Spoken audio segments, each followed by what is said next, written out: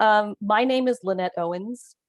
I am the founder and global director of Trend Micro's Internet Safety for Kids and Families program. And tonight's Family Tech Talk Night comes to you from both Trend Micro and PTO Today. We have had a partnership for the last 11 years, bringing these kinds of sessions to communities all across the country for that many years, for 11 years. And when the pandemic hit, we normally had been doing them face to face, but we had to think quickly. So this is how the virtual edition is coming to you. And you are now one of thousands of parents who've been part of this program since the middle of 2020, actually. I think we've been doing this. It feels like it was just yesterday, but so welcome. If you're just joining us, please do sign in the sign up sheet that you see in the chat. And if you'd like to listen in Spanish, select the globe icon and pick Spanish as your preferred language to listen to tonight, and you will hear my colleague Gigi. So a little bit about me. I've been doing this work for, it's going on 14 years now. I have two kids. They are now 18 and 15. But over the course of building out this program, which we now do in 20 countries around the world, we've reached millions of kids and parents like you. I continue to learn a lot from the kids that we interact with and from you, fellow parents. So I encourage you through the night to use the Q&A to ask any questions that might come up. I'm going to be going through a lot of information, but my goal is to give you a framework to think about things as you raise your kids in this increasingly complex world that is ever more dependent on technology. But we're here together as a community. As you can see in the chat, you have fellow parents from all over the country with you tonight. And I think it's a wonderful chance to gather as a community to raise issues I think that we're all sharing, especially during this very, very challenging time. So again, if you'd like to listen in Spanish, please select the globe icon and sign in on the link in the chat, which we'll keep putting in here repeatedly for the first few minutes, so you know that you were here tonight, so that your school organizers know that you were here tonight. I encourage you to use the Q&A and not the chat for any questions, because the chat will get lost, it will get buried, and we have an easier time of seeing the questions in the Q&A. You can post them in English or in Spanish, because Gigi will help me to address them if needed in Spanish. We are recording this session, and it will be made available by request only. So whoever organized this event for your school is the person who will receive a copy of the recording. So if that's something that you would like at the close of tonight, please ask the person who organized the event for your school tonight. Finally, when you leave, we'd like to complete a survey. It's very, very short, but it helps us know what we're doing okay and what we could do better. And I'll talk a little bit more about why you might want to do that later on. Okay, so again, welcome to everyone. And actually, I know we saw people saying hello in the chat, but this is actually who's here tonight. So you get a sense of your community on this call tonight. It's wonderful to be with you, but we literally have people coast to coast with us tonight. So welcome. I'd like to start by getting to know you a little bit better. So I'm going to launch a poll. If you could use the polling to answer. How old is your oldest child? Is it A, 5 years old or younger, 6 to 10, 11 to 14, or 15 or older? How old is your oldest child? And I'll just give that another minute for you to answer through the polls. Please use the polls if you can, rather than the chat. As I had said earlier, for those of you just joining, my children are 18 and 15 now, but I've been doing this for 14 years. So it's been fun to watch them grow up with the technology that even over the course of those 14 years has changed. So All right, I'm going to end it here. So it looks like we have a very close, pretty close between first and second places, which are 11 to 14 years old or 6 to 10 years old.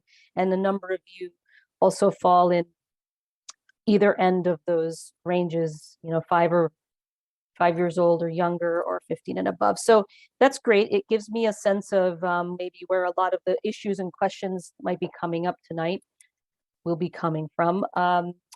Second question that I would like to ask you is, what are you most interested in discussing tonight? Is it managing screen time for my kids? Helping my kids stick to age-appropriate content? Please use the poll if you can. Dealing with online bullying or hate? Getting ideas for positive uses of the internet? Or finally, I'm not sure, just here to learn something new. So is it A, B, C, D, or E? Managing screen time, sticking to age-appropriate content, dealing with bullying or hate, ideas for positive uses, or not sure, just here to learn something new. All right, great. Okay, I'm just gonna end this here now. So here we go. It looks like sticking to age-appropriate content wins it, followed by managing screen time or just here to learn something new. And honestly, we're actually going to touch upon all of these issues tonight. But again, this gives me a sense of where I might want to spend a little bit more time based on your interest. So thank you for sharing your thoughts. Again, if you're just joining, please do sign in. And I just put that in the chat. If you haven't signed in and just joined, please sign in and let us know where you're dialing in from. So put that in the chat too.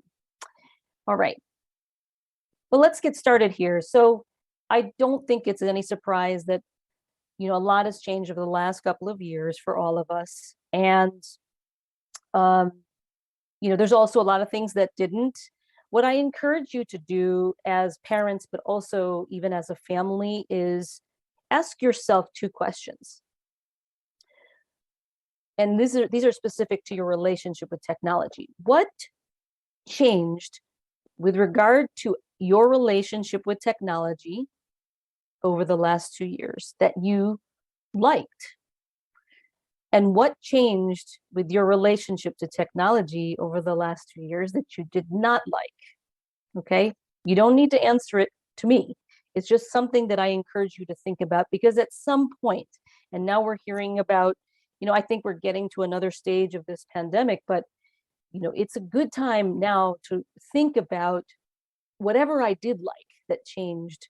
Maybe we started a subscription to Disney Plus and started watching some of these Marvel Cinematic Universe shows together as a family, or having dinner and afterwards some other kind of way to connect with others through technology. Or maybe you never used Zoom before, and all of a sudden it's such an easy thing for you to do.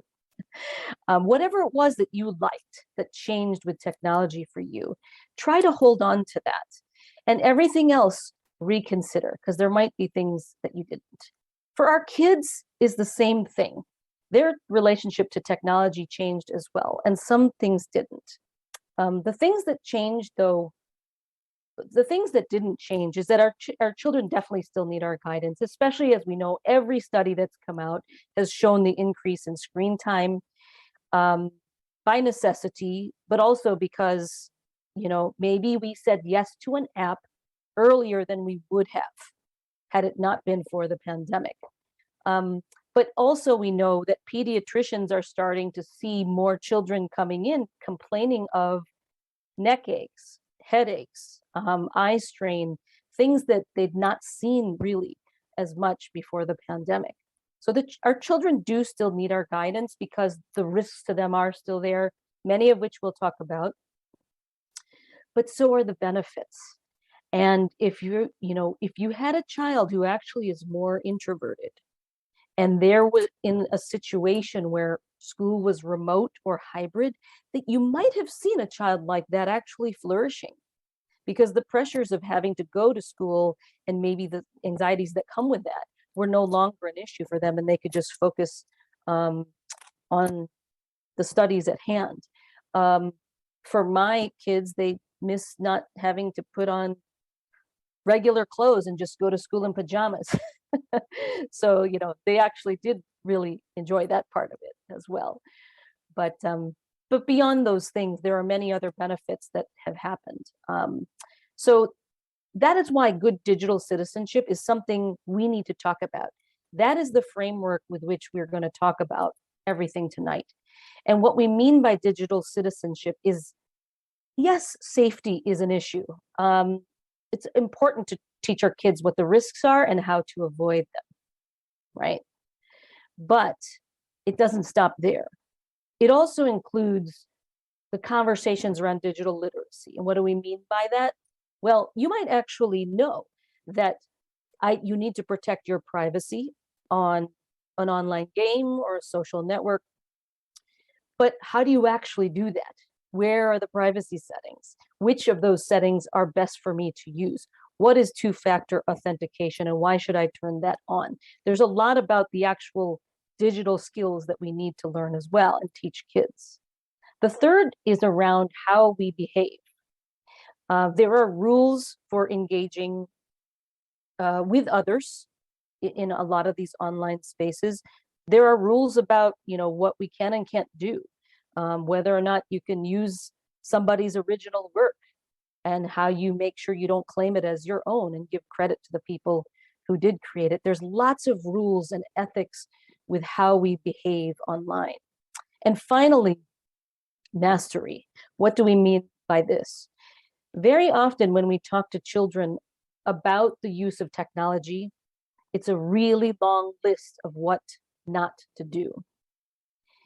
I want to emphasize that digital citizenship is as much about those things as it is about showing them, teaching them, and modeling for them the ways in which we should be using technology, ways that could be helpful for them, for others, and for the world around us. So we are going to touch on all of these things tonight. And the way we like to organize the conversation is around these 4 pillars. Be online, be safe, be kind, and be savvy. And we also do a student program that is modeled around these same principles, but the content that we talk about as parents is a little bit different than we would with students. So under being online, what we are going to cover is how to set up the right environment from the start, the rules, and the example for our kids. When it comes to safety, we'll talk about how to protect privacy, personal information, and even your physical self. When it comes to kindness, this might be an area that, kids are taught at a very, very young age, as soon as they start school at any age, how to be kind and why it's important to be kind to others. But we're going to also talk about directing some of that kindness to oneself in addition. And finally, being savvy is not just knowing what the right thing is to do, but it's actually putting those into practice. So, teaching and encouraging good habits and encouraging good uses of technology. So I will preface this with the first 2 sections, the blue and the green, is where we're going to spend most of our time tonight, mostly because you indicated in the polls that these were areas you were very interested in, but it's also a little more complex when it comes to some of the technology that we're going to talk about. Certainly happy to answer any questions. And again, if you're just joining us, please use the Q&A to submit questions, and that's going to be an easier way for us to see them. And if you're just joining us, please sign in at the link that's in the chat. Okay. Spanish is available if you select the globe icon and choose Spanish as your channel. All right. So in terms of setting up the environment, I'm going to go through some of these sections quite quickly because, we've been doing this for quite some time, and because in many cases, I know from coast to coast that kids were going back in person already since the beginning of this academic year. But regardless, even if your children have been going back in person full time, um, you know, increasingly a lot of schoolwork and a lot of supplemental information and activities to that schooling and to our education is happening online. So we still need to watch for these issues and making sure our children are not physically, so that they're physically using them in healthy ways. And that's everything from the ergonomic issues. So posture, a lot of kids are very often hunched over on a couch or their bed with a laptop or a tablet. It's really not a good idea to allow that for long periods of time. So encouraging, they're sitting properly, feet flat on the ground, and so on. Taking breaks for the eyes, using blue light protective glasses. They're not expensive. They don't require a prescription. If that's something that you can invest in, go to Amazon. You can find them. You can buy them in packs of 5 for the whole family if you want. And with regard to your network, this is a little bit more complex, but I won't spend too much time on this unless there are questions. So everybody's probably got a router in your home. And again, even if your kids are back to school full time, there are moments where everybody is on it. And if your children perhaps might have a mobile device that you only allow on Wi-Fi and not through a cellular service, then your router's getting a lot of work on a regular day. But the one thing about that network is for those of you who may also be working from home more than you were before, the fact that you are on the same network for work that your children might be using for school or for fun is starting to increase some risks, not just for you, but also for your kids, and maybe also for the place you work, because you're connecting perhaps through a virtual private network to work. But in any case, we know that risks have started to increase from a security and safety and privacy perspective. So at a minimum, if you've never done it before, if you've never changed the password that came with that router, please do that. Maybe that's one thing you can do today after tonight's session.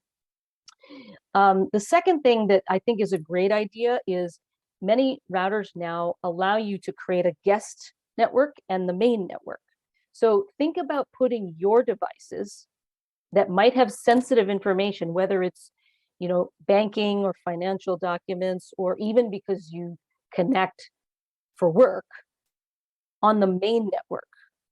But maybe the kids' Kindles and Xbox and their devices that may not contain sensitive information, put those on the guest network.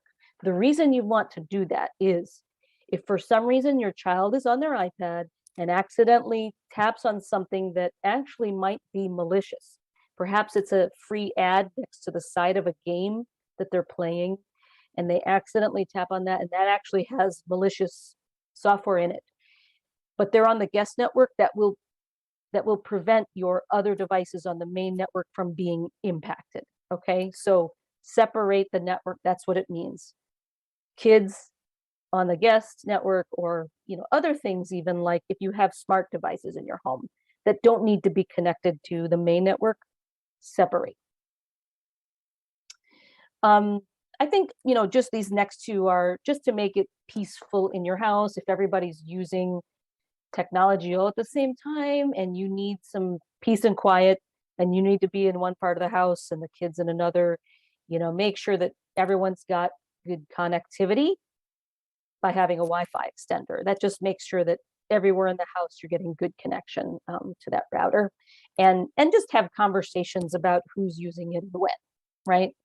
I don't know if any of you have had issues.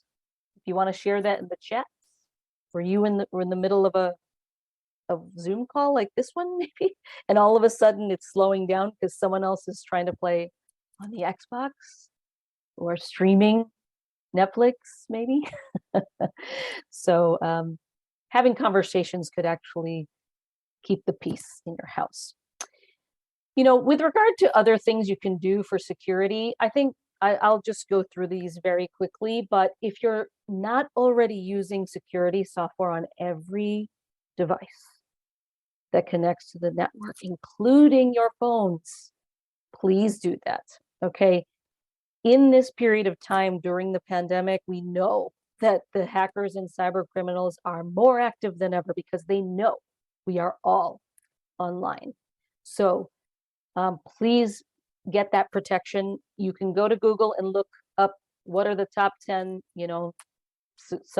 security software options to me for my laptops, for my tablets, for mobile devices. I would be remiss if I didn't say Trend didn't have that. We do, but there's many options that maybe were already on your laptop when you bought it.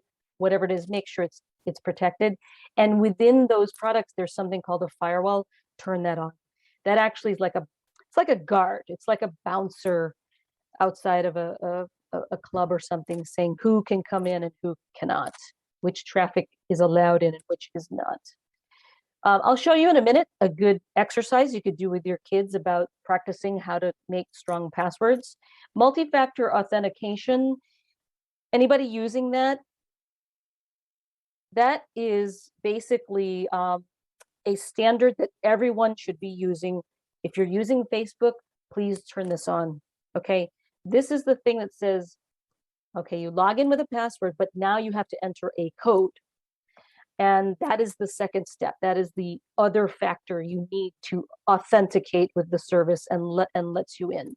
And the reason that's important is if somebody, for some reason, figures out your password, and hopefully your password is not password or your first and last name or something that's easy to figure out. But if somehow they got a hold of your password, they will not be able to get in because they won't get that second code. Because that second code would then be either texted to your phone or emailed to your email account. They would have to have also access to your phone to get the second code to log in. Okay, make sure that's on, and make sure it's on all your kids' apps too. Instagram has this, Roblox has this, TikTok has this, they all have it. So make sure tonight, if they're not already on, turn it on. And finally, if you're connecting to the internet in a public space, do not connect to it without going through a virtual private network. Very simply, a VPN is a way to protect the traffic that's going, the information that's going from you to the place it's going. So if you're shopping on Amazon and you're entering a credit card number, if you use a VPN while you're outside of your home, because you don't want to connect to public Wi-Fi, that information will be protected as it travels from you to them. Okay. Again, just like security software, look up online some of the best virtual private network options. Some are free, some are paid. Again, Trend has a great option too, but there's lots of them out there. Please, please, please make sure you and your children are doing this. And for every day, please update all the apps you're operating. Anything that requires updates, please do it immediately when you're alerted, because again, during this period of time in the pandemic, the hackers and cyber criminals are really, really active. And a lot of times those updates are covering up security holes that are discovered that the app didn't realize was there. So you need to update that because you might be putting yourself or your kids at risk. A good way to practice strong passwords with your children, this is one option, and there's another one I'll show you at the end. But think of a sentence. Have your kids come up with a fun sentence that's something meaningful and funny, something that they care about. And just use the first letter of each word, throw in a number and a special character, and make that the password. It's harder to figure out. And the longer this is, by the way, the harder it is to crack. So as you see this example here, might need to buy more toilet paper soon The password is actually MN2BMTPS exclamation point. Right? But the sentence that's easy to remember, might need to buy toilet paper soon. Lastly, back everything up.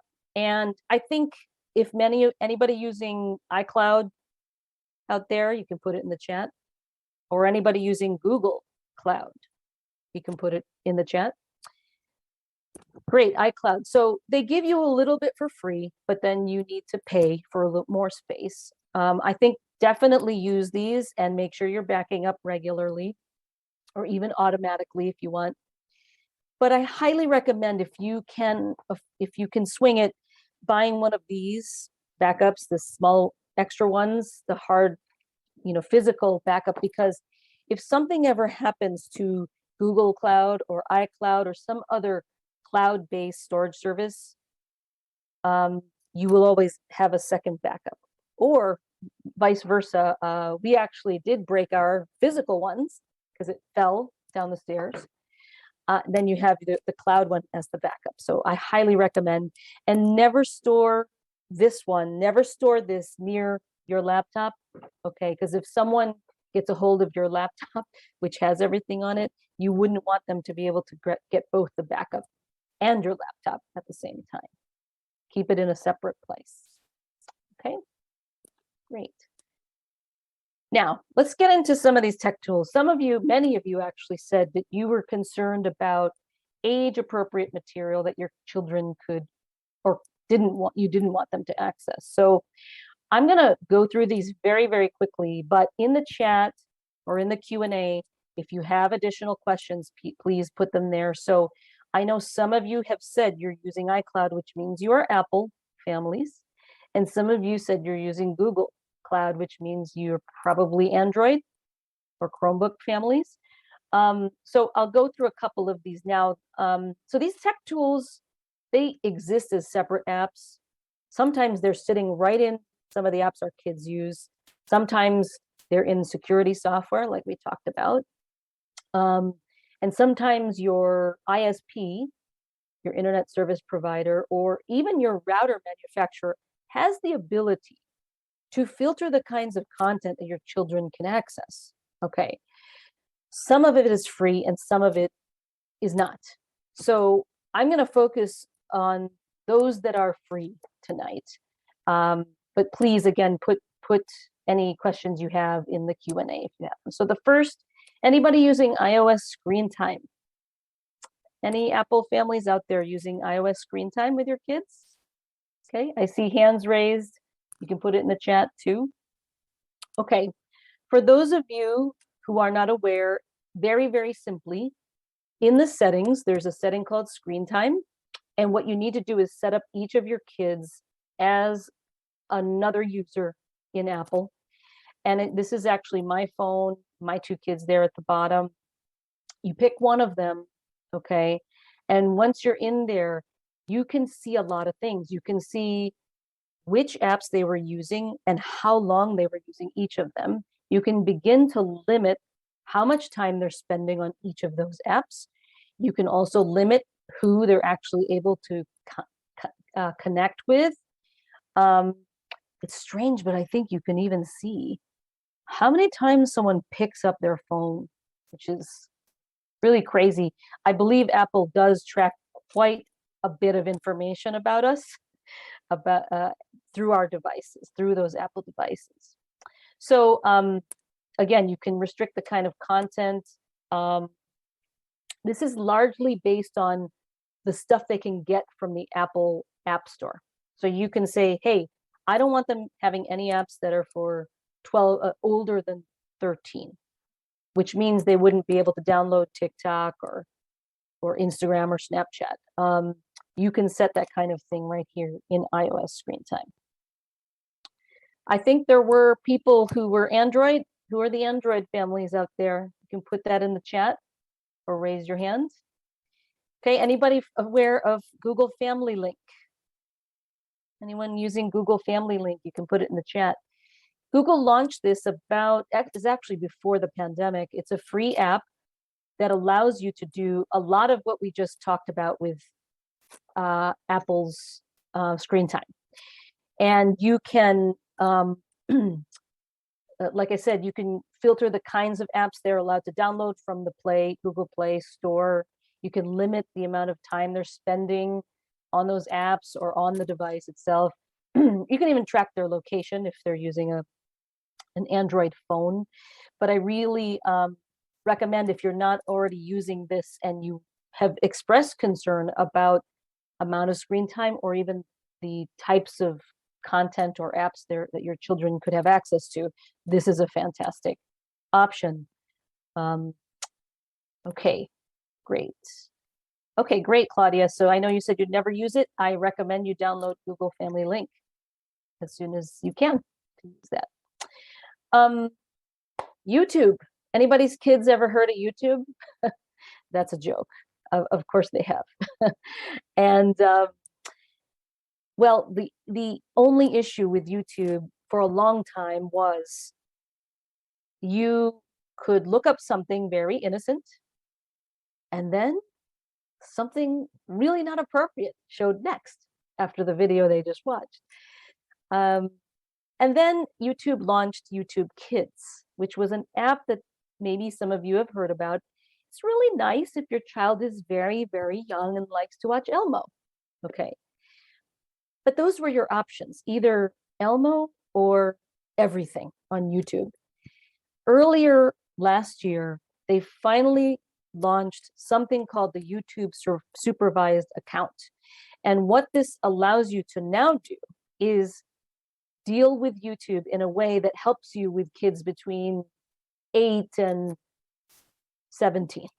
Okay. And what they're calling it is explore more, or most of YouTube.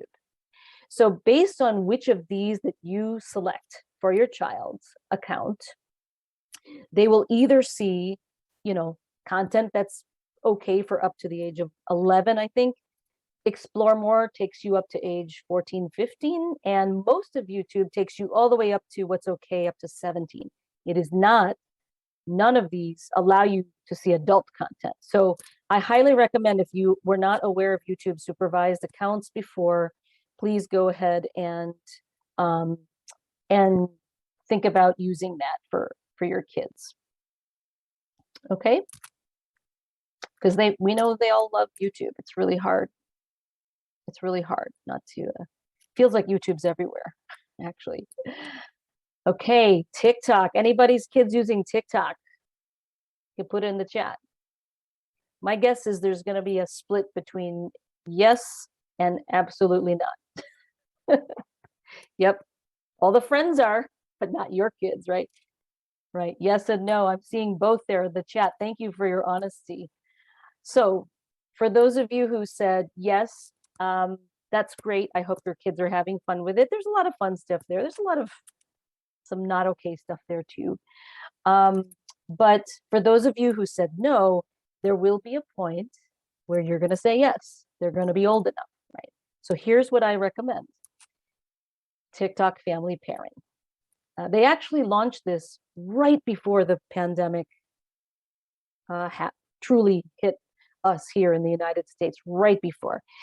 And this is a way to ease you and your child into the TikTok experience. How does it work? You actually have to download TikTok on both your device and the one they're going to use to view it, to use it. You go into a setting called digital well-being and you select family pairing. And there you identify first the one that you downloaded on yours, you pick as the parent, okay? So once you pick parents, you're now able to decide how much time your child can spend on it, what kind of content. You can filter stuff that might be inappropriate for them, and you can also limit who's allowed to connect with them on and through the app. So I have tested this. I would say that, especially with the content filter, I thought it was pretty good. I mostly saw animals and really harmless things. I saw senior citizens dancing. There's one that I just loved, actually.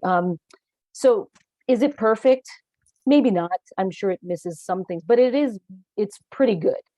And this is, again, a way for you and your child to ease into the TikTok experience until you feel they are responsible and old enough to remove those restrictions. And that may be never, in your opinion, or they'll prove you wrong. And a lot of kids can learn to be responsible, thankfully, because at some point they're not kids anymore. All right, great. I'm glad that was helpful. It sounds like a lot of you were not aware of TikTok family pairing, so I highly encourage you if you haven't allowed it yet. Anybody kids using Roblox? Yeah? Put that in the chat or raise your hand. Oh my goodness, Roblox. Yeah. Thank you. I think I just had an ugh response to that one. And they're growing like crazy. They listed, they went public last June, I think it was, and they continue to grow like crazy. They actually were really promoting the metaverse before Facebook decided to make it their name. But it's a great thing. If you're not super familiar with Roblox, it's not a game. Roblox is a platform of games for gamers, for game developers, and it's quite a phenomenon, actually. But the thing that everyone should know is, and I do work closely with people at Roblox, that their demographic is starting to age older. I think a lot of people think, oh, it's a bunch of 10-year-olds on it. Well, yeah, there are 10-year-olds on it. But your kids might have even seen from time to time that even though they're just little avatars moving around, sometimes you're going to see people wearing shirts with really inappropriate language on them on those little avatars. So it's important for you as parents to be mindful of it. You might say, oh, it's just a little game and I can just hand them the device and off they are without any supervision. But I don't recommend that. There's a second reason, and that is, unlike other games, players can communicate with each other freely.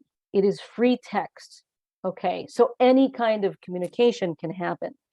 Now, Roblox does a pretty good job with both machine learning and artificial intelligence, as well as human moderators who are watching those conversations. And what we do know is, if a stranger asks your child, if someone they just met on Roblox says, hey, where do you live? Or what is your phone number? Or where do you go to school? Those texts will never go up on the chat. So that's good news. However, a lot of these people figure out how to get around the monitoring, and they'll use other kinds of words that even the best machine learning can't quite figure out immediately.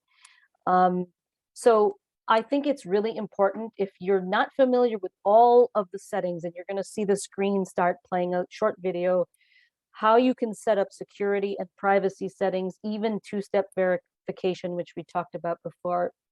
It requires you to enter a PIN, just like other devices require you to do, so your child can't change the settings once you set them.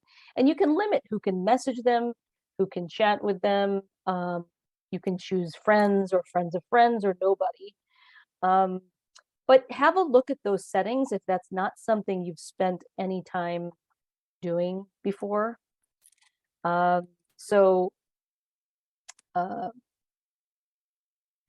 that's Roblox. And it sounds like a lot of your children are big fans. So definitely enjoy it. I mean, there's a lot of, I play that game, the one where you have a bee and you dig, you just get pollen from the flowers, and then you put it in and you get more bees and stuff like that. So seems very harmless, but I know that because there are people who can also develop games. Anybody could develop a game themselves. Be on the lookout. Yes, Bee Swarm, thank you. Bee Swarm Simulator, I love that game. I don't know why. It's just very calming. Anybody heard of Discord? Discord. I don't know how to explain this. It's kind of, it really started as, the place for gamers. But what we noticed over the course of the pandemic was wow, there were a lot of kids starting to swarm Discord and setting up servers, which are meaning like groups, chat rooms, basically, right? And they were doing things like co-viewing movies or just hanging out, and there's nothing wrong with that, especially when you're at the height of a pandemic. But I think the one thing about Discord we all need to be very, very aware of is that they're a little bit behind, even though they've been around for a while. They mostly were the place of older people. And because a lot of kids started rushing there over the pandemic, they're a little bit behind in terms of their ability to provide the safety, privacy, all of those things that all of the other apps we just talked about provide. Now they're getting there. They're getting better. They've started hiring teams of people. They're learning. I think it's great with their, but they're a little bit behind. If you're not familiar with Discord, you could easily do a search and learn what it's all about. But it basically is, it's a place for people to gather. It's almost like an Uber chat, group chat, right? And however, when you create a group chat on a phone, you're choosing who can be in there just like you could with Discord. But there are also places on Discord that you could go join. Let's say there's a big group of fans of Harry Potter or Minecraft. You could join those kinds of places as well. That's what makes it different from texting group chats. So take a look at their privacy settings. They're getting better. Like I said, you can limit who they can be in contact with or who can add them as a friend. And you can also do things like in other apps, blocking people or reporting, people or content that becomes disturbing. Okay, great. Anybody's kids use gaming consoles? Any Xbox families out there? Any parents that like to use Xbox? Well, the nice thing is that we got some PlayStation and PS4. We have any Nintendo, Oculus. Yeah. I don't know. I can't get used to the Oculus yet. I tried, but I think it's the same reason I can't ride roller coasters is why I can't do the Oculus. But we got a lot of Switch fans out there. Great. If this is something, I'm going to just show you quickly the Xbox One, but I know a lot of the gaming consoles do enable and have the ability for you to limit not only the kinds of games they're allowed to play based on the age rating of the game, but also if there's the ability to freely surf the internet through the console, you have the ability to limit that, as well as who you're connecting with, if you're playing against or with other people, whether you know them or not. And specifically, I wanted to highlight Xbox Family Settings because it's a new app they launched late 2020, just in late 2020. Again, this is free, and it allows you to limit, the kinds of games or apps they're allowed to use, the amount of screen time that they're using for those games, and you, without having to go to the console, right from the app, your child's wanting to connect, you can say yes or no. Yes or no to adding time. If you told them it was 1 hour and they're getting to 50 minutes and you hear them saying, Mom, Dad, I'm almost done with this level. Can I have 10 more minutes? Does that sound familiar? Definitely sounds familiar in my house. You can just do it without having to leave wherever you're sitting. Just do it right from the app, okay? So if I'm glad that some of you were not aware of it, please, you can download it from the app stores and use it today. So I encourage you to do that. And finally, as I said at the beginning, for those of you who are just joining us, the work that we've been doing at Trend, trying to go out into communities and educate parents like you and even students when we were allowed to go in schools. It's been 14 years and we've learned a lot. And with all of that learning, we decided to develop an app for you, no cost to you, called Trend Micro Family. And our goal with this app is to build exactly what we think you need. I just went through a whole bunch of apps. And you would need today to go through all of them and do those settings. Our goal is to be able to give you the ability to do it from one place. Because your kids, first of all, if you have more than one kid, how many apps is that you need to actually go into?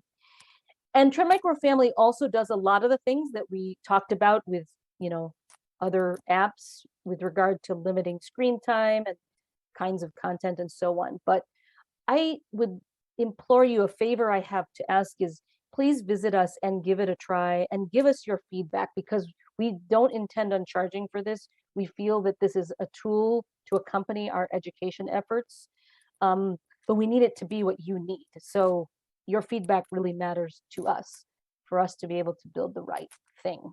But I just know as a parent, having to go to all of those devices and all of those apps it's a lot of work. And it's not like we're not already doing a lot of things as parents. Okay, now setting rules. I would love to hear from you now in the chat. What rules in your house work for you? And if you're willing to be honest, what rules did you try in your house that didn't end up working very well? Any rules? Okay, I like that one. No phones at the table during dinner. Very good. It's very important that we are not distracted from, it's so rare probably as your kids get older that you get to sit down and have a meal together. So cherish that time and don't be distracted by screens. Okay. No video games during school days. Ooh, you are good. I wish I could have, I allow it. I think because they're older though. When they were younger, I didn't actually. Yeah, that's actually true. I did not when they were younger, only on the weekends. Phone off at 9 p.m. I love it. Okay. And any rules that didn't work? I see some rules that probably are working really well. Any rules that did not work? You don't have to share it. I don't want anyone to have to confess to this. So we had a rule when my child got a phone for the first time that they had only certain number of phone numbers. And then as they met more and more people in middle school, because middle school is so different from elementary school, right? All of a sudden they start making friends with people whose parents you've never met. And they start asking, can I add these people because we are in a class together and I need to know, if I'm out one day, what the homework assignment might be. And so you start adding them as they show you responsibility over time. So I think these are great rules. These are great rules. And I think, I will just say that ideas for rules really should include what they're allowed to use, when, how long, where, and with whom. Okay. And another thing I would say about rules, did any of you ever allow your child to be part of deciding the rules? Because that is something that could be very powerful as well. If you buy them a new device, let's say they get a new device, or you finally say yes to TikTok. Okay, I'm saying yes to TikTok. Let's talk about the rules. Right now you have this conversation, when they're allowed to use it, how long, where, and with whom. And you can use some of the tools we talked about. The TikTok family pairing will really assist you in this setting and what do you call it? Sticking to the rules that you're setting. So the other thing I would say though is involve them in deciding what are the consequences. What are the consequences to the rules you set? Because very often parents will set rules and we kind of cave. We don't stick to it, right? We kind of let it slide. So if you're going to set the rules, please be consistent and stick to them and be clear ahead of time what the consequences are. And I love it, Heidi, that you actually included your kids in making the rules and the consequences, because they're more likely to stick to both the rules and the consequences that they help to set. Also, if you have more than one kid, they're going to hold each other responsible. You don't even have to. One's going to tell on the other, right? It's great to have enforcers, people on your team. So that's fantastic. All right. I do want to touch on one thing about screen time because many of you also said early on this was a great concern for you, right? Screen time. So here's something to think about with screen time. This comes from the work we've done with the Digital Wellness Lab here at Boston Children's, Harvard Medical School. And a bunch of pediatricians said that, you need to think about screen time in a different way, right? Because almost everything they're needing to do, including school, requires screens.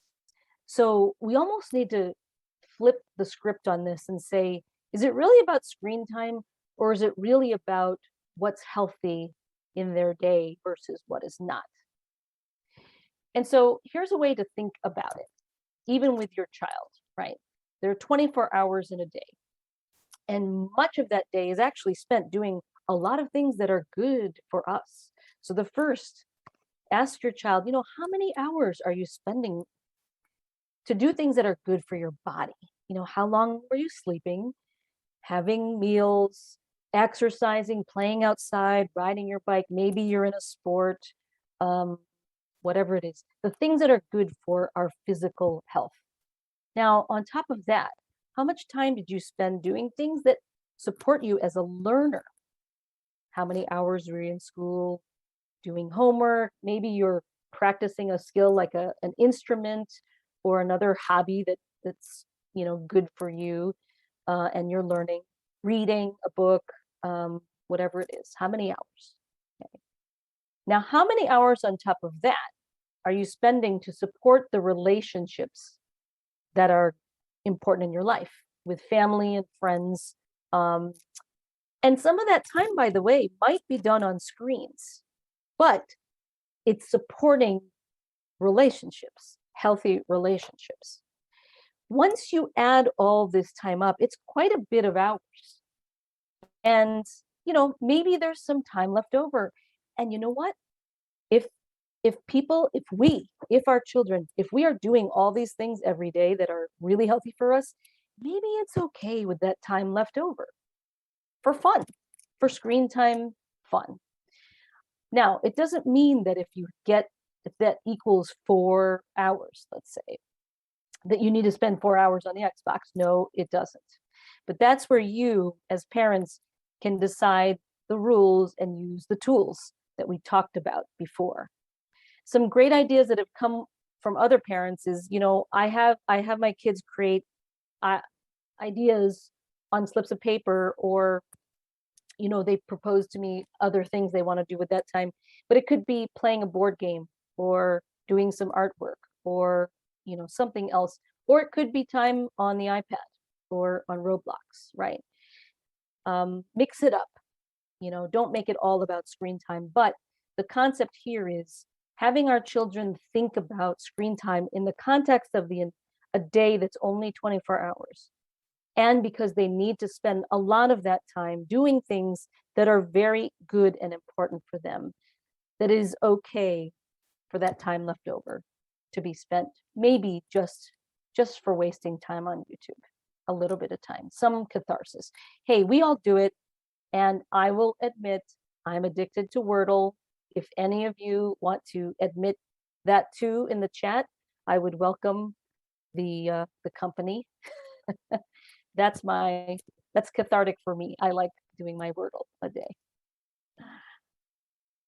Okay, great. And finally, setting the example. Yes, Wordle. And I don't know if anyone did it today, but I won't give it away. But it's a harder one for me. Okay, so I have a question for you, another one. Put in the chat. What rules do you have for yourself when it comes to technology? What rules do you have for yourself? I have the luxury of working at home now and not having to travel as much as I used to. But I find it hard to separate when I need to stop work and when I need to shift to my family life. So the rule I have is in the morning, I commit to what I'm going to make for dinner.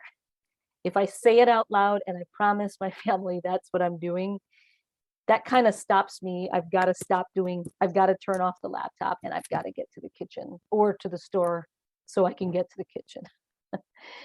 All right. Oh, I love it, Brian. Learn what your kids are watching and playing. Do you actually try to play with them too? I tried. I'm really, really bad at some of those video games. But trying is okay. I think that means so much to your kids to know that you're interested in what they're interested in too. That's a great rule. And you lose every time. Fantastic. So do I. All right. And what kind of example do you set for your kids? You know, when we used to do these sessions face to face with parents, I have a worksheet and I have you assess yourself. How much time you're spending with your devices when you're shopping, email, texting, watching videos, playing Wordle, any number of things. And then you realize when you add up all the numbers, you're like, whoa, oh my gosh, I do not have a healthy relationship with technology myself. So I think about that too. As I said early on, your relationship with technology, because our kids are going to do what we do, not what we say. So what example are we setting? All right. Now, I'm going to go right into this thing about safety. I know there's some questions here, which I will get to after I get through this section. So just some very high level concepts here, and that is privacy. We should definitely use privacy settings. I think I like to recommend when your child gets a new game, device, app, make a game of it and see how fast they can find all the privacy settings. Because you want to train them to go there first. They should be thinking about their privacy the minute they download anything, right? What you're seeing here is Fortnite.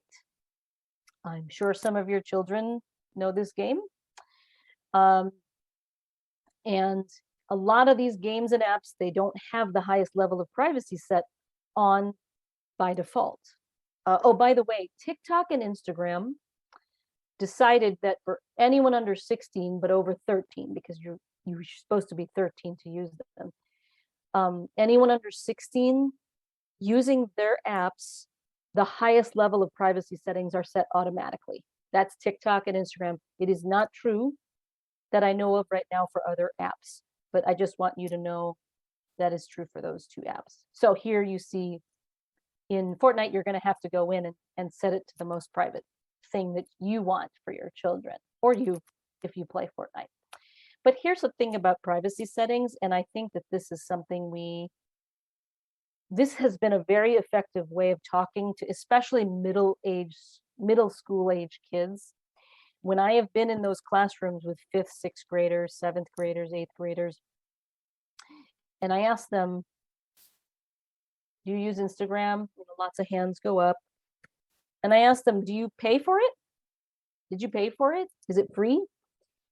And half the room says yes, and half the room says no. And they start thinking, well, actually, I didn't give it any money, but I know that I'm paying with something. I think it's my personal information. And then I ask them, well, why do you think you're paying with your personal information? And they just say ads. I don't know that they've quite learned to articulate exactly what is going on, but what is going on is they're really starting to grasp the business of free and what free on the internet truly means. And I encourage you to have those conversations with your kids, and not only because talking to them about the collection of data means that the company who made the app can start to give some insight into their users to advertisers who want to reach you, hopefully with a product or a message that you want to hear or you want to see or might be persuaded to buy, because they got to get paid somehow. It wasn't you paying for the app who's going to pay them. It's the advertisers, right?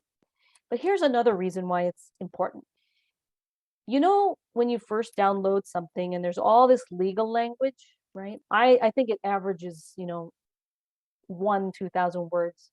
Does anybody read the whole thing? I know there's probably some of you that do.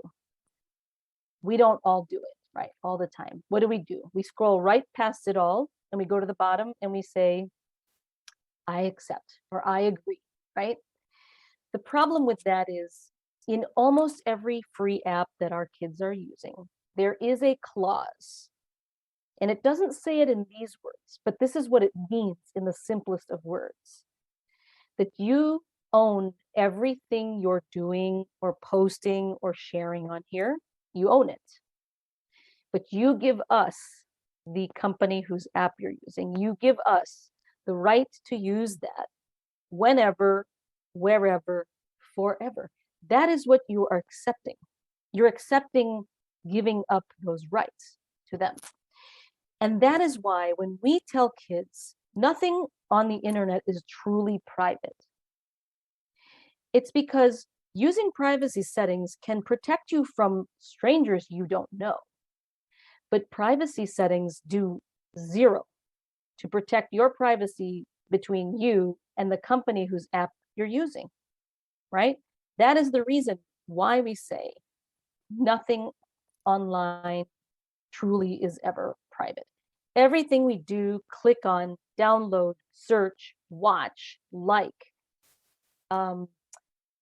even click from one to another, clicking from one page of the internet to another, all of that, every single thing we're doing is being tracked all the time by these companies whose apps and search engines we use. And that really hits home with kids. It's not because we're trying to scare them. It's the truth. That is what the internet is built on. So, I think the other thing about using, being cautious about what you're doing online is that there's hackers and cyber criminals. They're going to use this information. They'll use it. And they've been much more clever of late than ever before. Now, if you're one of those people who advertises that it's your birthday on Facebook, I would encourage you to rethink that. Maybe put a fake birthday in Facebook, or maybe don't put any birthday in Facebook, or don't allow it to be publicized. That is information that is just gold to a cyber criminal, okay? When somebody has a baby, just knowing the day they were born and the state or city they were born, they could figure out their social security number. So, my advice to kids is, why do you have to tell everybody where you are right this moment? There's nothing wrong with saying where you were, not I'm here at Disney World and I live in I live in, Minnesota. Well, now everybody knows that you're not home, but there's nothing wrong with saying I had a great time in Disney World. That way they don't know where you are. You could be home, you might still be away, but no one knows from that sentence where you actually are. And specifically to cyber criminals, they're not necessarily trying to target your kids, but they go where the people are. So if your kids use search engines, there are cyber criminals there. If they see ads online, there are cyber criminals there. If they use social media, they're there too. So that is why early on I said, make sure you use security software on every device that your child uses, because they may not willingly tap on something on the iPad or phone. It might be by accident, but you're connecting to the same network. And you might also be connecting your work device, or your banking information, right, is connecting on the same network. Please, please, please make sure you do that. And, when I ask children, did you ever see anything, ever get a suspicious text or see a suspicious ad pop up when you're on the internet? And oh my gosh, the number of hands that go up, they have all seen this. And I ask them, well, what do you do when you see that? And they all say, I X out of it, because X is now a verb, everybody, just so you know. And but they're wise because their instinct is telling them this doesn't look right. So we should encourage that suspicion. We should make sure we, tell our children, trust those instincts. If it seems too good to be true, it most likely is. Okay. Don't be tempted to enter personal information because they're telling you could win, a new iPhone 13 or whatever. Do not do that. Okay, one more poll here. One more poll. Do any of your kids have their own cell phone? Is it A, yes, B, no, C, not yet but soon, or D, not for a few more years? A, B, C, D. Please answer in the poll. Okay. Hopefully you can answer in the poll. I know some of you are putting your answers in the chat. That's okay. All right. All right, I'm going to stop it here. So it looks like the majority of you are in the yes camp. And even if I added up all the no's, not yet's, and not for a few more years, I think the yes camp wins. That's great. Awesome. For those of you who said no and not yet or not for a few more years, at someday you're going to be in the yes camp, right? I think it's wonderful, and the phone, enables us and also our children to do a lot of things, especially over the course of this pandemic. Maybe some of you bought a phone sooner than you would have if it wasn't for the pandemic. Okay. I want to stress one thing about the phone, probably one of the most favorite features of the phone, and that's the camera, right? So many fun things we can do with that. And the filtering you can do, the editing you can do with images, the videos that you can take, the places you could post those things. There's so many options to have fun and be creative. And we should definitely encourage our children to do that and to continue to do that ourselves with them, maybe even. But I do want to stress something that maybe you've not spoken to your children about yet. And if you have already, then forgive me for doing this, but I do feel strongly I need to say this, and you need to say this to your kids too. We know that it's been a problem in the past, but we also know it's become even worse because of the pandemic. And they're confirmed by not only the National Center for Missing and Exploited Children, but also their counterparts in other countries around the world. There has been a rise in the production of self-made images of underage kids in a sense, in photos they would not want the whole world to see. And I think you may know what I'm talking about when I say that. I don't really know all of who's listening out there, so I want to be careful of the words that I choose. But there has been a rise, and we know that there's another nonprofit that we've worked with in the past called Thorn, who did a survey of tweens and teens. And they asked them, how old were you the first time someone asked you for one of those kinds of pictures? And 9 and 10 was not an uncommon age as an answer. And here's the problem. It's not strangers necessarily asking for them. It's their peers. So please, parents, if you haven't had this conversation with your children before, encourage them to use the camera for fun, but they should never, ever feel pressured by anyone to take those images, those kinds of images in private, in the bedroom or in the bathroom or wherever they're taking them. Never feel pressure to take it, because the sheer act of taking it could put them at risk already, especially if if it's an Apple, everything's being automatically updated to the cloud, all those images. Now you know that image is not just on the phone anymore. And if it were to get into the hands of someone with really bad intentions, they could use it as extortion, or they could use it in any number of ways. So please have that conversation with your children about, they should never feel pressured. And please keep the door open, because if they feel like they've done something they truly regret, please make sure that they can come to you without judgment. That children who experience adversity online but have support around them are the ones who will bounce back the best. And those children who do not are the ones who don't. So please make sure your door is always open, no matter what they're hearing or seeing online, that they feel like they can come to you if something goes wrong. And if you need any assistance with this specific issue, you can contact the National Center for Missing and Exploited Children for help. Now, I will say that I do need to flip this too. I had a great question from a parent many years ago who said, you know what, my kid's a really good kid. And a lot of people like him. He's very charismatic, doesn't bother anybody, but a lot of people like him. But the phone that he has is in my name. So what if he receives one of those pictures? What should I do? What should he do? And I thought it was a fantastic question. What I want to share with all of you. Hopefully this will never happen.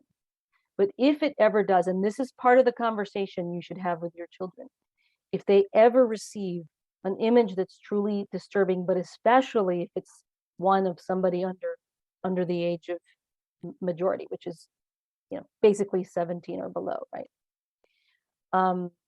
In that kind of a context, they need to tell you immediately. Okay, so take action and then delete.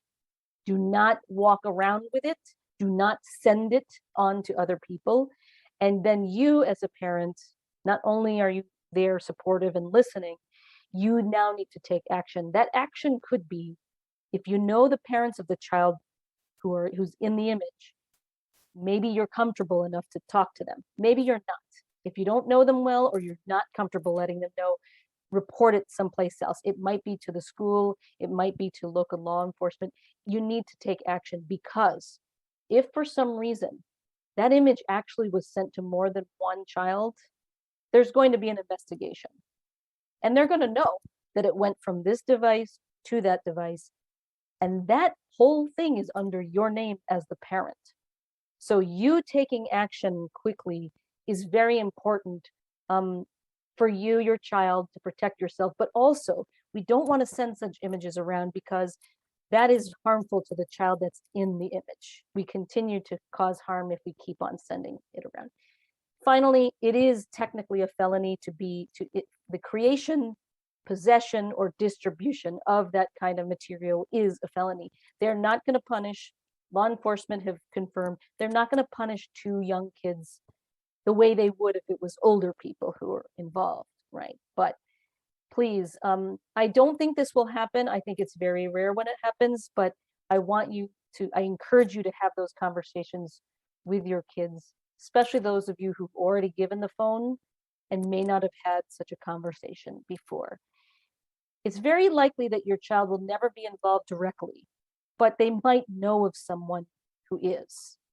And the same thing, by the way, when we talk about bullying, it's the same situation. They can still take action by letting you know something's going on, okay, to prevent greater harm being done. Finally, I know we talked about gaming, and so I think some people said this before. Anybody have a kid who, even when you say 10 more minutes, you just can't get them off the game? Anybody have a kid like that? I know some of you do. It's very, very difficult, right? So again, using some of the tools that we talked about with timers is an option, but I don't know if you've ever considered games that are already timed. Anybody know Rocket League?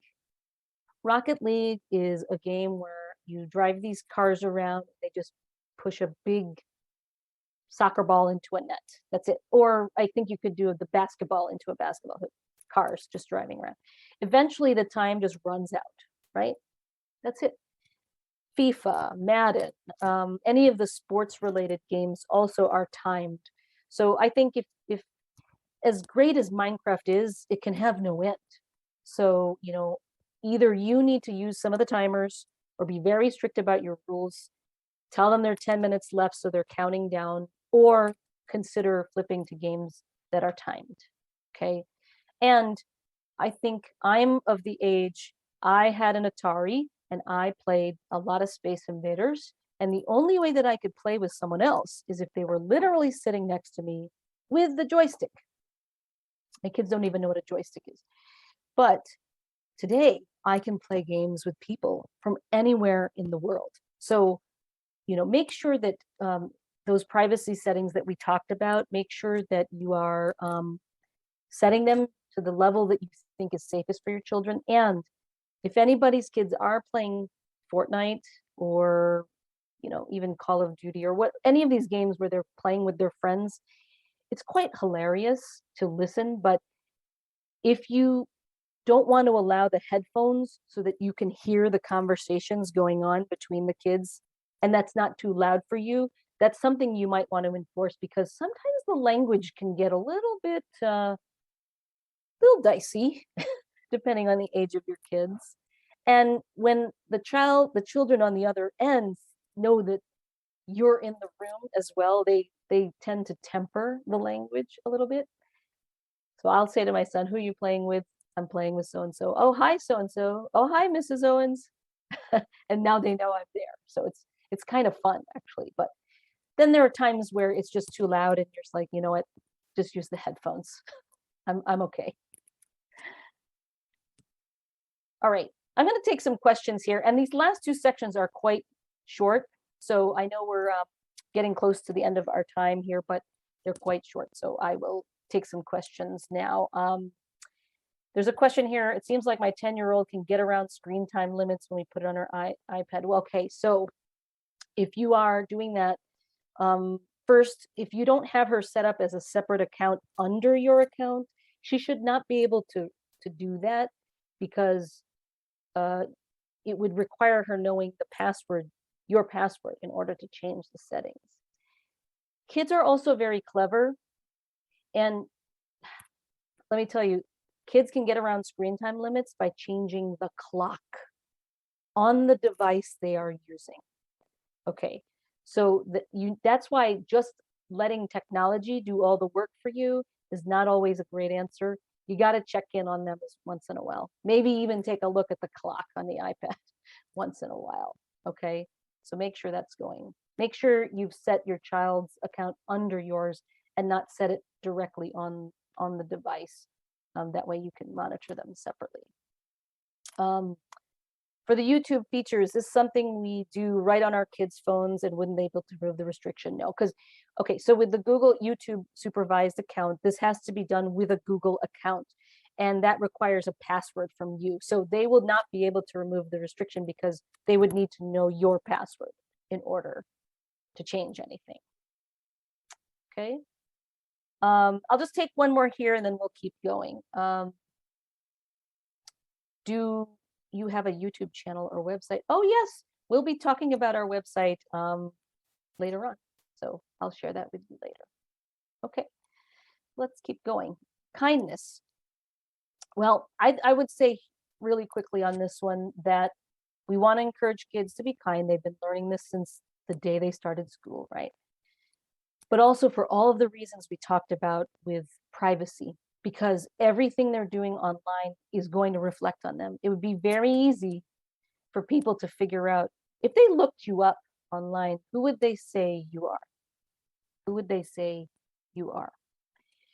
And kindness is not just about saying and doing nice things, it's also about respecting other people's limits.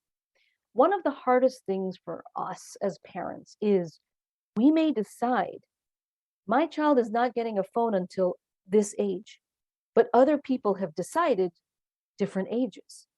Sometimes one of the hardest things is sticking to what we think is right for our family, but we've also got to respect what other people have decided for their family. Everybody has their reasons. So let's make sure that we encourage the same with our kids. Privacy is another one. You might be okay with posting a photo online of yourself, but maybe I'm more private. Could you please ask me before you post anything about me or my kids on your own feed, right? Has it ever happened to you? Someone posts something about you and your kids and didn't tell you, you didn't even know that they did it, right? Maybe you're related to them. So it's something that you have to talk about with your kids very early on of, hey, why don't you and your close friends don't get into any drama, right? If you're going to post stuff, just ask, are you okay with this one? Are you okay with this one? I think that's a good habit to start at a young age. And kindness to oneself, especially for those of you, the ones who have phones now, at some point, maybe they're already there, they're using social media. And the problem we know now with research that even Facebook did themselves on Instagram, right? It can produce a lot of anxiety because it's the perfect versions of ourselves. And people are selecting those perfect moments in their lives when their hair looks absolutely perfect and the sun was hitting them just right while they were on vacation, right? They're living this perfect life that I wish that I was living. Reminding our children that that is not truly a reflection of people's lives. It's the curated, carefully selected slices of people's lives that they're seeing there. So really reminding them of that. And the second is, how do you feel when someone likes something you post on Facebook or Twitter, Instagram, or even LinkedIn? How does it feel? How does it make you feel? You can put it in the chat. You get a whole bunch of likes and comments on your posts.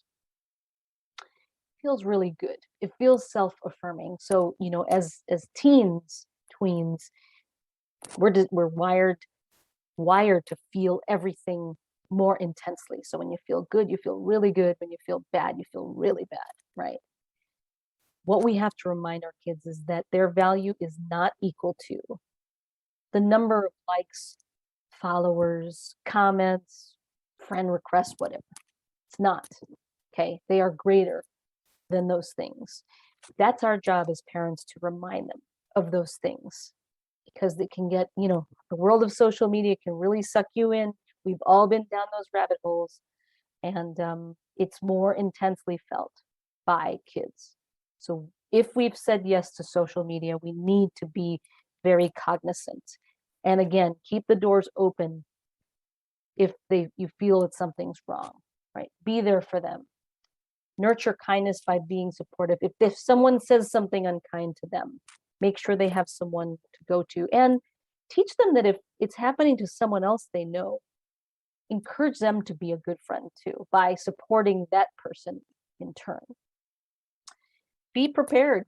Hopefully your child will never get bullied online, or your child will never be the bully online. But ask yourself the question, what would I do as a parent if that happened to my child? If they were bullied, what would I actually do? Or what would I do if my child was the one who was mean to someone else? Ask yourself those questions as parents, and hopefully you will never need to use the answers. But be prepared and think about that. And finally, there are the moments where you're scrolling through and you find that story that makes you feel so good. It restores your faith in humanity, that not all is wrong in the world. When you find those online, please share them with your kids so they know that there are good things and good people out there doing great things through technology, through the internet too. I'm going to close with being savvy on good habits and good uses. And, it's very, very difficult these days to figure out what you can really trust or not online. Someone could be a bot or a real person, don't even know. I don't even know if this is misinformation or real information anymore, right? It's really getting difficult. So the best thing we can do for our children, and even we adults, right, is just learn to pause. The best thing you can tell your kids is, if you read or see a video that just seems so incredulous, or a post or a news story, and it really is making us feel something quite strongly, making us feel strong emotions, that's a flag. That's a flag to say, hold on a minute, because this could just be clickbait, right? So the best thing you can do is pause. Even ask your kids, don't respond to it, don't like it, don't share it, don't comment, don't do anything, and ask questions, right? And I'm not going to go through all of these now, but we did create a guide with the National Association for Media Literacy Education on how you can talk to your kids about scenarios when they come home and say, hey, I heard this thing, I saw this thing online. and how to talk to them to just, hey, we should ask questions. Is that for real? So I encourage you to take a look at that. That is available on our website, which I will go to in a minute. Have any of you looked yourself up on the internet? Anybody? Just put it in the chat. If you looked yourself up on the internet, what did you find? If you looked yourself, your own name, what did you find? Please share it in the chat. You found your address. Yeah, unfortunately, many of us have that issue. Nothing bad. Old posts, okay. Oh, somebody who's an actor. You found your cyber twin, actually, right? Your LinkedIn profile, great, right? I've definitely found a lot of cyber twins. I found somebody who owns a like a meeting convention hotel thing in San Diego. I found a Lynette Owens that you could write in jail, which was not me. I found things I've posted on my blog, so on. Okay, good.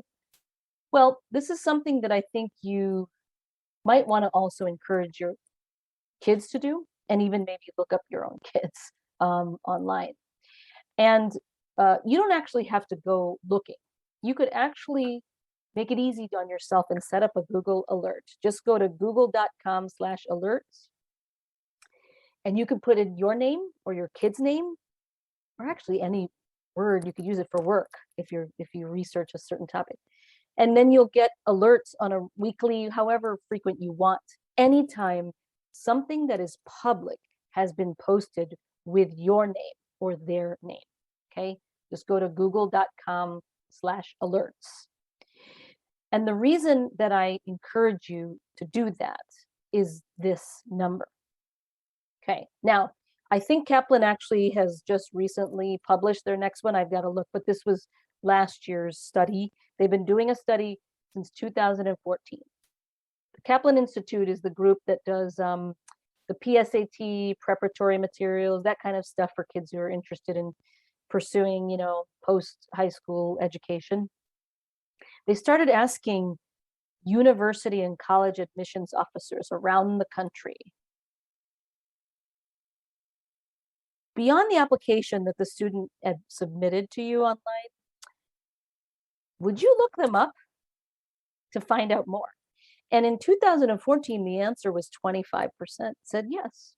And over time, it just kept going higher and higher and higher.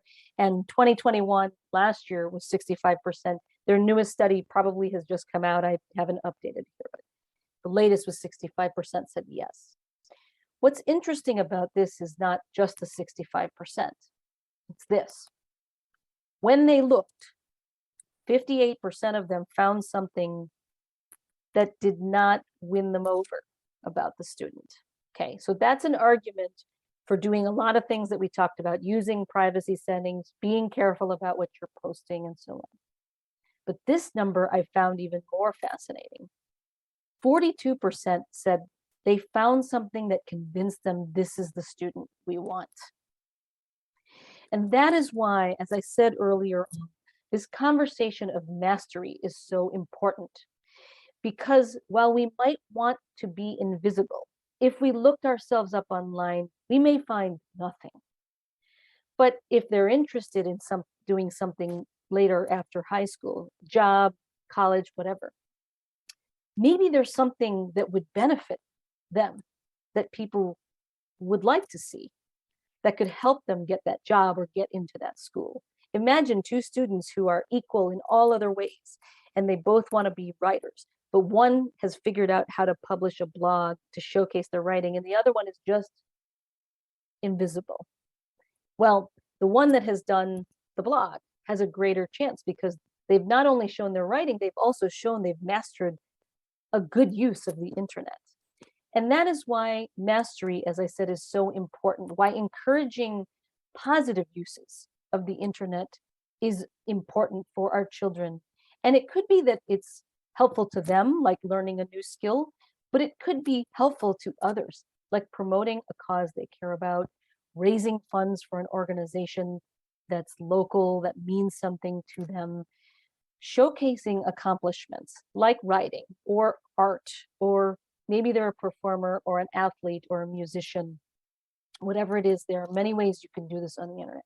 I am a huge fan of contests because kids who might have a skill in performing, writing, or any number of things, there are fantastic contests, so many of them for kids. And it's a good use of online time because it could A, be fun for them. B, they learn how to work within a set of rules and a deadline. C, learn to have critique from others that they could get used to. And finally, maybe they could win.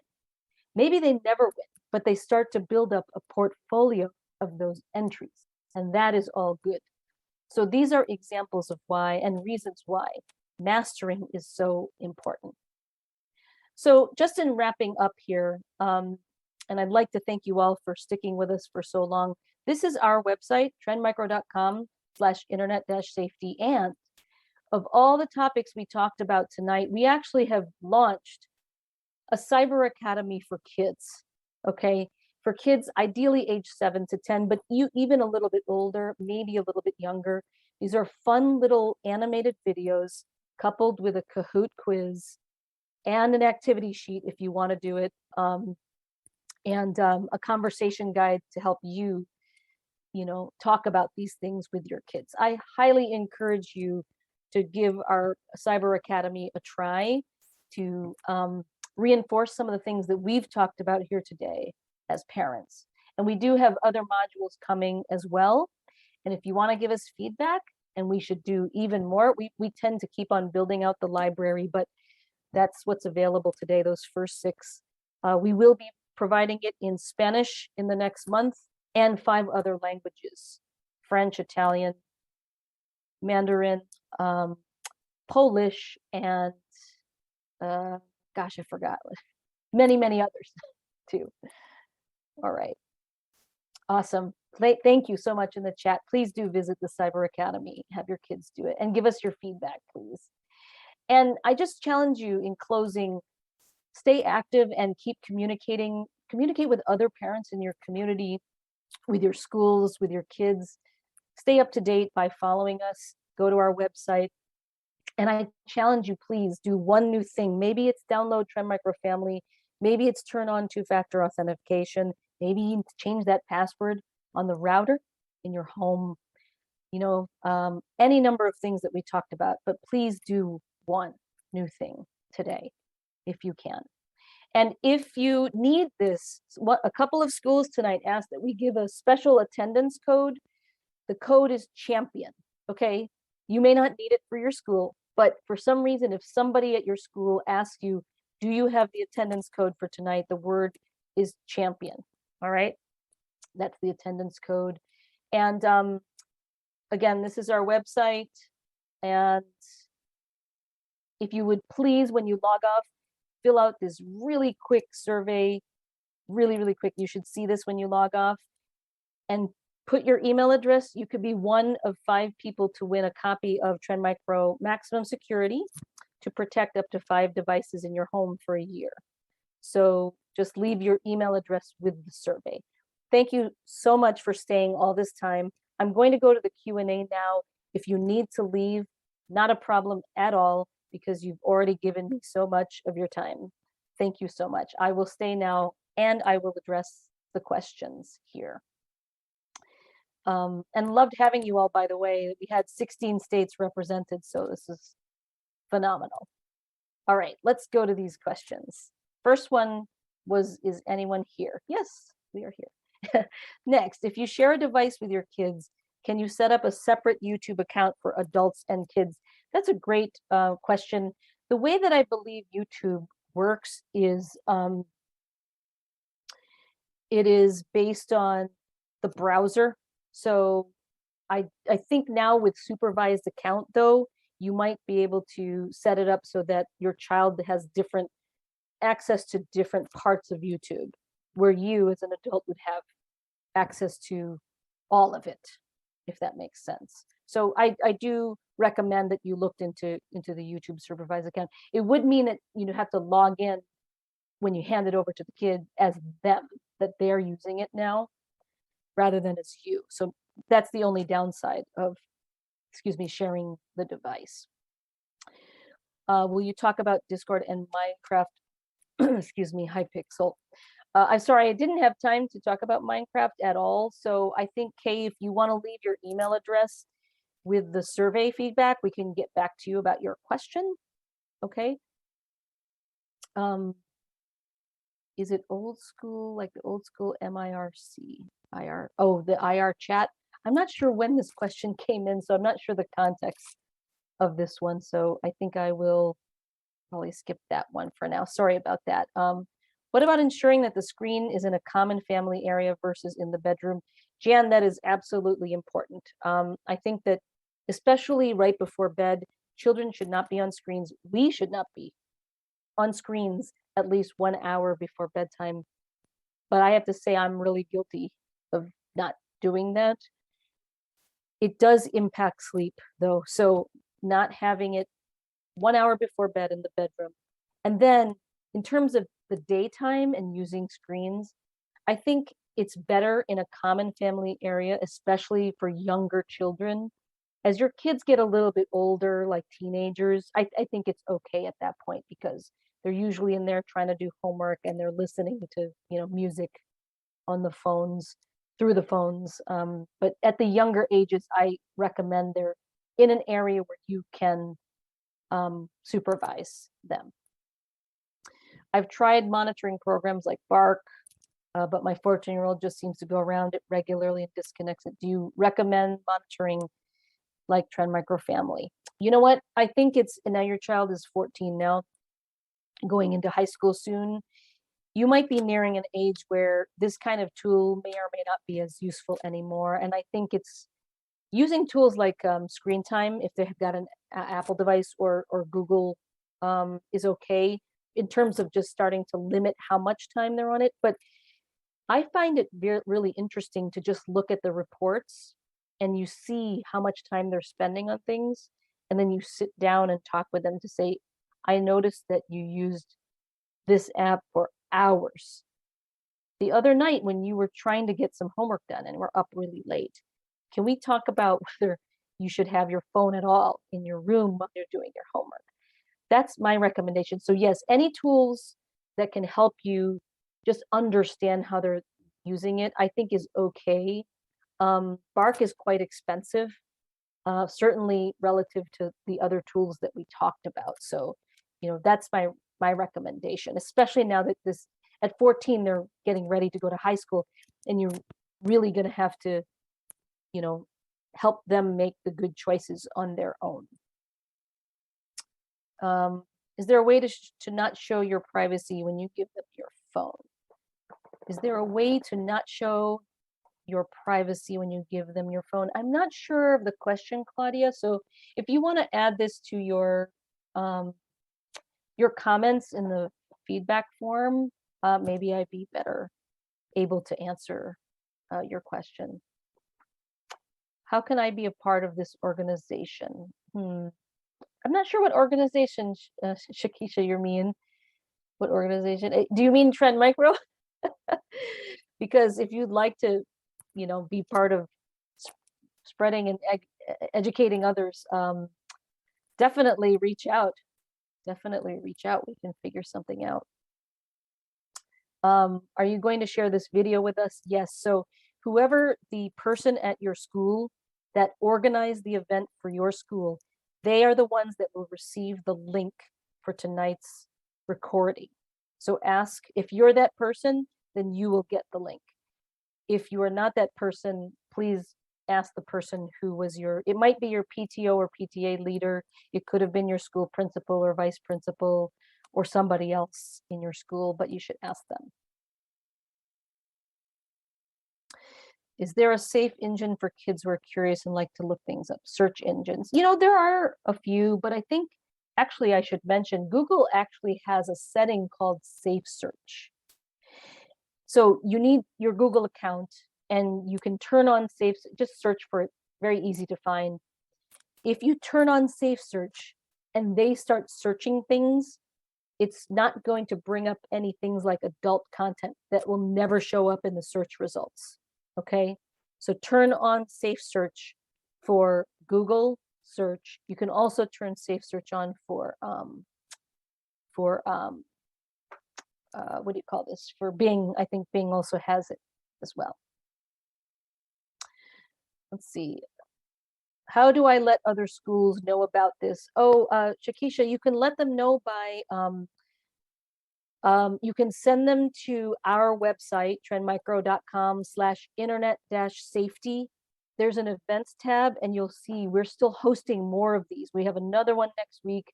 We have 2 in March. We have 2 in April. We might have 3 in May.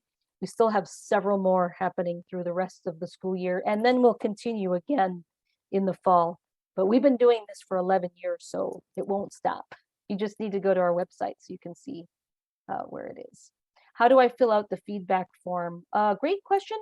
When you log off tonight, your web browser should show the actual page, which this is what it looks like here. It'll look like this, okay? What you're seeing on your screen. When you log off of Zoom, this will show up, okay? Great. And will we get an email for the feedback form? Nope. When you close out of Zoom, you'll see this page that you see on your screen. Okay. What is the name of the school you're affiliated with? What school? Actually, I'm part of Trend Micro, working together with PTO Today to bring these programs to you. I'm actually going to share my contact information here at the end. Here you are. So I work for Trend Micro, and that's the way that you can contact me, through this this email, internet_safety@trendmicro.com. Okay. All right, and we have one last question. Suggestions for iPhone control with teens when device is now also a computer, access to music software needed for finding a lot of bouncing back between a task at hand and YouTube videos. Oh gosh, how do we stop our children from being distracted by so many things? You know, I think there's a point at which, especially if they're in high school already, it's really about conversation and about helping them prioritize what they're doing with their time. Because technically, I don't believe our brain is actually able to multitask. We are just moving back and forth between things quite quickly. We're not actually doing 2 things at once. Our brain actually cannot do that. So I think that having a conversation with your child about, you know, maybe leave the phone out of the room while you are doing your homework, focus on that, don't get distracted. And, you know, helping them with good study habits, like just give yourself 1 hour, do whatever you can in an hour, and then take a break. Take a break, listen to music, go ahead and watch some videos, but then be done with that. Now go back and do what you need to do and focus on an hour. It's really important that we encourage that in our kids. So much harder because we didn't have all this stuff when we were their age. So I can't even imagine how much harder it is to focus. But that would be my advice to you. And DuckDuckGo, Marlon, I think it's great because it protects your privacy so that, you know, if you're searching for things, it doesn't save the cookies, it doesn't save your browsing history. But don't be fooled, okay? Because even if you're using a private browser like DuckDuckGo, the sites that you go visit are still collecting data, okay? Just the browser itself is not, right, trying to track you in any way. But it doesn't mean that once you go visit a website that you find through DuckDuckGo, that website might not be collecting some kind of information about you, all right? So nothing online is truly ever private. And that is, it's best for us to behave that way. Okay, I think we've gotten through all of that now, and I can't believe there's still so many of you online with me. I'm so honored. I think that if you want to stay on, I'm happy to answer questions, but I think it is getting quite late for some people on the East Coast. So I guess I will leave it here and say, here's how you can reach us if you're interested. We'd love to see more families that you know of that weren't able to join tonight. I want to thank Gigi for being online. I think she actually had to I think something cut her off and she was unable to continue through the rest of the Q&A. And we always provide it in Spanish and English, and we are also able to provide it in other languages simultaneous as well if we get enough advance notice. So thank you all again for being with us this long. Please do fill out that survey if you can. We'd love your feedback, and spread the word. Please spread the word. Visit our website, visit us on Twitter. I'm pretty active on Twitter at Lynette T. Owens. And thank you so much.